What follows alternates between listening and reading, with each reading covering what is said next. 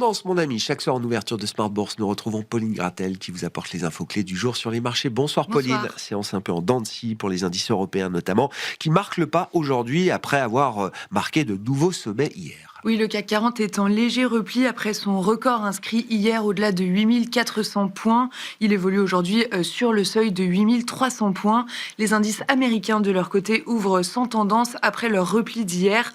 Pour rappel, le Nasdaq cédait plus de 2% en clôture et le Dow Jones et le S&P 500, 1,5% environ. L'inflation américaine était le rendez-vous du jour. L'indice VIX de la volatilité se tend à 21. Le début de séance volatile effectivement sur les marchés américains, sans tendance pour l'instant. L'inflation américaine, donc c'était le chiffre du jour, vous le dites Pauline.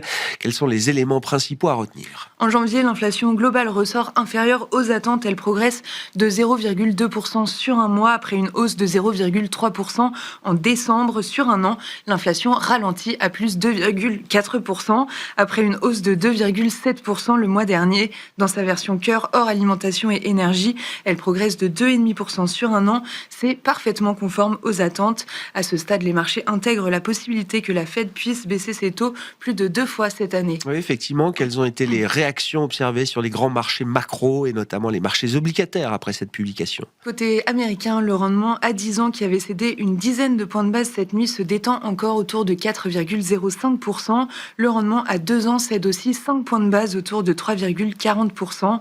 En Europe, le rendement allemand à 10 ans se détend aussi autour de 2,75%. Sur le marché des change, le dollar reste stable face à un panier de grandes devises et l'euro-dollar se traite sous 1,19. Un mot de l'univers des cryptos avec un cours du Bitcoin qui est toujours sous les 70 000 $. Dans ce contexte, quels sont les résultats qui ont été délivrés par Coinbase aux États-Unis, Pauline ? Coinbase ouvre en hausse de 6% aujourd'hui. Les investisseurs saluent l'annonce d'un plan d'expansion ambitieux pour cette année et un chiffre d'affaires de plus de 7 milliards de dollars en 2025, en hausse de près de 10% pour le seul quatrième trimestre, alors que les analystes attendaient un bénéfice. Coinbase fait état d'une perte en cause la baisse des cours des cryptos. Pour rappel, depuis son sommet du mois d'octobre, le Bitcoin a divisé par 2.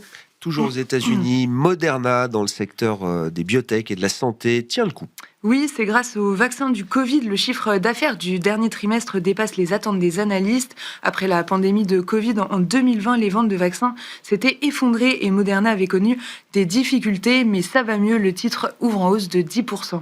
En France, du côté des publications, la vedette du jour s'appelle Safran, avec une hausse du titre de l'ordre de 10% en tête du CAC 40. Oui, le titre est au plus haut historique. Safran fait mieux que prévu en 2025 et rehausse ses prévisions à horizon 2028.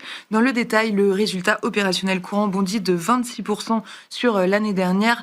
La marge opérationnelle est en hausse et la génération de cash flow libre est nettement supérieure aux attentes. Et puis intéressant, dans le contexte qu'on connaît, où chaque entreprise de software est vue comme une victime de l'intelligence artificielle, Capgemini aujourd'hui gagne 5% après sa publication. Oui, Capgemini fait état d'une croissance supérieure aux attentes au dernier trimestre et affiche son optimisme pour 2026. Le groupe souhaite améliorer sa rentabilité. On notera en revanche la forte baisse du titre L'Oréal aujourd'hui. Oui, le titre est en repli de 5% après sa publication. Sur le quatrième trimestre, le groupe manque les attentes des analystes. La croissance en Asie est au point mort. Malgré tout, le groupe est optimiste pour 2026. Dans les autres baisses, Société Générale recule de 6%. Pour rappel, sur un an, le titre gagne tout de même 80%. Quels seront les grands temps forts programmés la semaine prochaine pour les marchés, Pauline ? À noter tout d'abord que la semaine prochaine, les marchés financiers de Hong Kong, Shanghai et Shenzhen, entre autres, seront fermés toute la semaine pour les festivités du Nouvel An chinois. Côté macro, on attend la publication de l'indice Core PCE américain de décembre, privilégié par la Fed, dont on attend aussi les minutes d'ailleurs. Côté micro, de nombreuses publications sont attendues, parmi lesquelles Warner Bros, Walmart, Alibaba et en France, Danone, Renault, Air Liquide et Carrefour, entre autres.